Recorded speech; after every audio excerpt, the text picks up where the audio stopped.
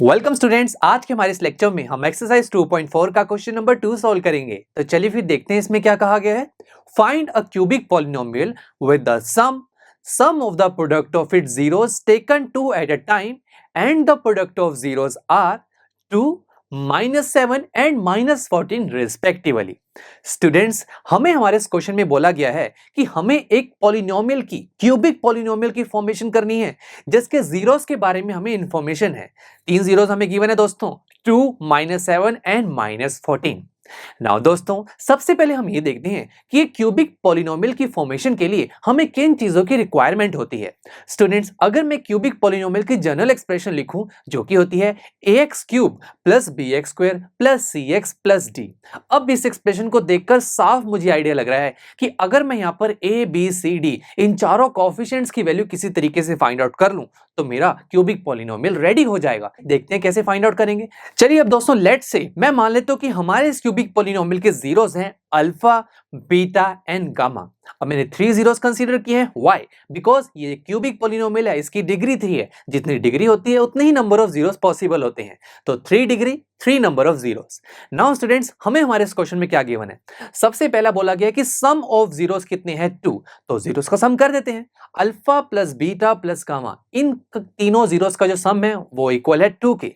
उसके बाद next information हमारे इस क्वेश्चन में है कि sum of product of zeros taken two at a time, इसकी जो वैल्यू है वो इक्वल है -7 के। नाउ स्टूडेंट्स, जरा ध्यान से, लास्ट में रिस्पेक्टिवली लिखा है, तो जिस ऑर्डर में इंफॉर्मेशन है उसी ऑर्डर में उनकी वैल्यूज होंगी। तो दोस्तों, sum of product of it zeros taken two at a time, इसे हम कैसे लिखते हैं, देखिए, alpha beta plus beta gamma plus gamma alpha. यहां पर मैं जीरोस का प्रोडक्ट कर रहा हूं, बट एक टाइम पर मैं 2 जीरोस का ही प्रोडक्ट कर रहा हूं। जैसे कि पहले अल्फा बीटा है, फिर बीटा गामा है, फिर गामा अल्फा है, और उन प्रोडक्ट का मैंने सम कर दिया। इसे ही हम बोलते हैं sum of product of it zeros taken two at a time. इसकी वैल्यू हमें गिवन है जो कि है -7, और लास्ट में हमें इंफॉर्मेशन है कि जो जीरोस का प्रोडक्ट है उसकी वैल्यू है -14। अब भी तो बहुत सिंपल है, यानी कि जीरोस का प्रोडक्ट मतलब alpha multiply beta multiply gamma, इसकी वैल्यू गिवन है -14। नाउ दोस्तों, यहां पर तो हमारे पास जीरोस के बीच में कुछ रिलेशंस आ गए, बट मैं तो दोस्तों ए बी सी डी ये जो कोएफिशिएंट्स हैं इनकी वैल्यू निकालना चाहता हूं। नाउ स्टूडेंट्स, हमने जीरोस और कोएफिशिएंट्स के बीच में रिलेशंस भी तो स्टडी किए थे।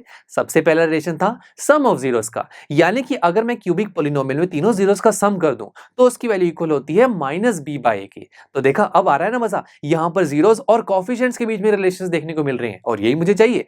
आगे देखते हैं। उसके बाद दोस्तों, सेकंड रिलेशन हमने स्टडी किया है जो कि है sum of product of it zeros taken two at a time, और वो देखिए इसी तरीके से हम लिखेंगे alpha beta plus beta gamma plus gamma alpha. इसकी जो वैल्यू इक्वल होती है c/a के। और दोस्तों, नेक्स्ट रिलेशन होता है प्रोडक्ट ऑफ जीरोस का, जहां पर हम अगेन जीरोस का प्रोडक्ट करते हैं, उनकी जो वैल्यू होती है वो इक्वल होती है -d/a के इक्वल। अब दोस्तों, मजेदार बात तो ये है कि अगर मैं यहां पर फर्स्ट कॉलम में देखूं तो आप ये देखेंगे कि मैंने पहले तो ये बताया था कि सम ऑफ जीरोस का सम की वैल्यू हमें गिवन है 2 है, बट अभी मैंने आपको दोबारा बताया कि जीरोस का जो सम होता है वो उसकी जो वैल्यू होती है वो इक्वल होती है -b/a के। अब जरा दोनों को इक्वेट करके देखिए तो -b/a की वैल्यू 2 के इक्वल आ जाएगी। तो देखा, यहां पर कोएफिशिएंट्स के बीच में हमें रिलेशंस देखने को मिल रहे हैं, और यही मैं चाहता था। अब सेकंड कॉलम में सिमिलरली अगर मैं दोनों को इक्वेट करूंगा तो c/a की वैल्यू आ जाएगी -7, और सेम थर्ड कॉलम में अगर यहां पर इनको इक्वेट किया जाए तो -d/a की वैल्यू आ जाएगी -14। चलिए अब इन तीनों इक्वेशंस को दोबारा से मैं ऊपर लिखता हूं। नाउ स्टूडेंट्स, अगर मैं फर्स्ट इक्वेशन में क्रॉस मल्टीप्लाई करूं तो यहां से -b की वैल्यू इक्वल हो रही है 2a के। सेकंड कॉलम में क्रॉस मल्टीप्लाई करें तो c की वैल्यू इक्वल है -7a के।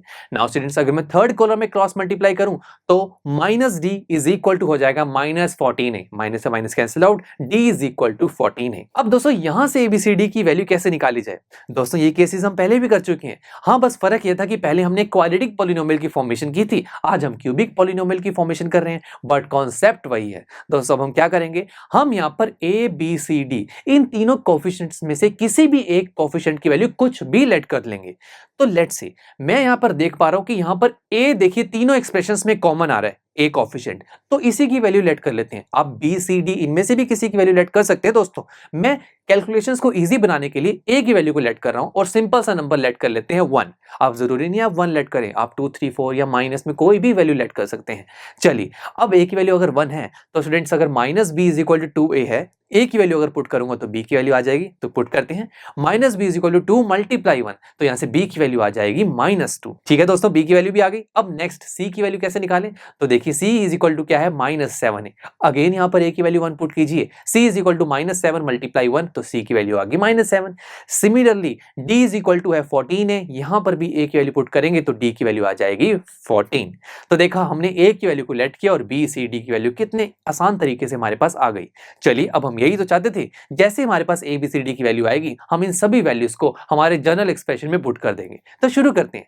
तो सबसे पहले है ए एक्स क्यूब, हमने ए की वैल्यू 1 लेट की थी तो ये हो जाएगा 1x cube plus B X square, B की वैल्यू हमारे पास आई थी -2 तो -2x square plus C X, C की वैल्यू है -7 तो ये हो जाएगा -7x प्लस डी की वैल्यू है 14 तो ये हो जाएगा +14। तो फाइनली हमारे पास क्यूबिक पॉलिनोमियल बन गया x cube -2x square -7x plus 14। तो देखा दोस्तों, हमें यहाँ पर इस क्वेश्चन में जीरोस के बारे में इंफॉर्मेशन थी और इसकी हेल्प से हमने क्यूबिक पॉलिनोमियल की फॉर्मेशन कर ली।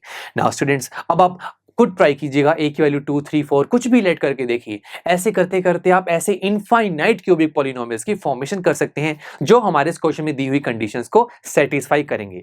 तो ये आप खुद ट्राई कीजिएगा। चलिए, अब हम नेक्स्ट लेक्चर में एक्सरसाइज 2.4 का क्वेश्चन नंबर 3 सॉल्व करेंगे। So see you in the next lecture.